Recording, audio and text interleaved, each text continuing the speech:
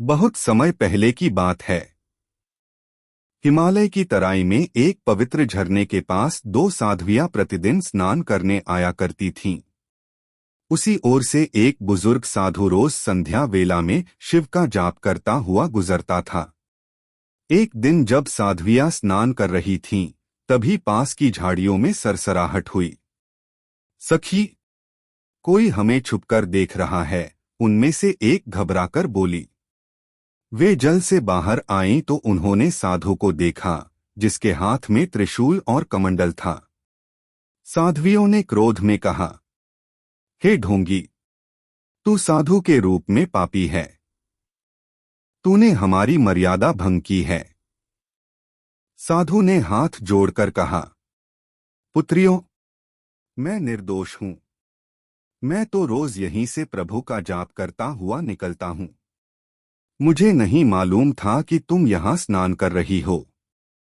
पर साध्वियां नहीं मानी। उन्होंने उसे श्राप दिया, जाओ, तुम एक नागिन बनकर इस जंगल में रेंगते रहोगे। जब तक कोई सच्चा करुणामय पुरुष तुम्हें छुड़ाए नहीं, तब तक तुम मुक्त नहीं हो सकते। क्षण भर में साधु एक काली नागिनी में परिवर्तित हो गया और पीड़ा से तड़पता हुआ झाड़ियों में जा छिपा।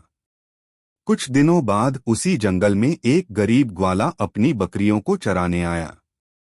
अचानक उसने देखा कि एक नागिनी उसके सामने कुंडली मारे बैठी है, पर आश्चर्य, वह न फुफकार रही थी, न काट रही थी। उसकी आंखों से मानो आंसू बह रहे थे। ग्वाले ने सोचा, यह कोई साधारण नागिन नहीं। इसके चेहरे पर तो किसी तपस्वी जैसा तेज है। तभी पास की डाल पर बैठा एक कौआ बोल उठा, हे चरवाहे, यह साधु का श्राप है। यदि इसमें दया है तो इसकी मदद कर, अन्यथा यह निर्दोष यूं ही भटकता रहेगा।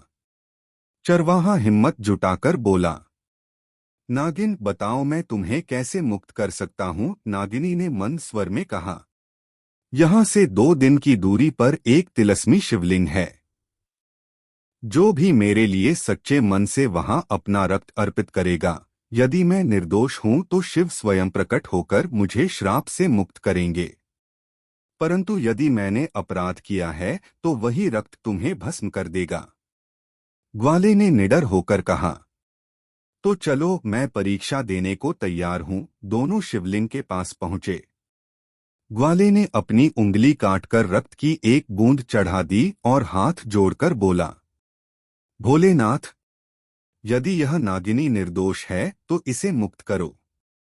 क्षण भर में आकाश से शिव ज्योति प्रकट हुई। नागिनी साधु के रूप में बदल गई। साधु रोते हुए ग्वाले से बोला, पुत्र, तूने अपनी करुणा से मुझे बचा लिया। तेरे त्याग के लिए मैं तुझे यह वरदान देता हूं कि तेरी बकरियां कभी भूखी नहीं रहेंगी। तुम्हारे घर में सदा अन्न और दूध की धारा बहेगी। ग्वाला कृतज्ञ होकर प्रणाम करता है और साधु तपस्या में लीन हो जाता है। संदेश: निर्दोष पर अन्याय करना सबसे बड़ा पाप है। सच्चा करुणा भाव ही किसी भी श्राप और दुख को तोड़ने की सबसे बड़ी शक्ति है। प्लीज दोस्तों, अगर आपको वीडियो पसंद आया हो तो लाइक, सब्सक्राइब और शेयर जरूर करें।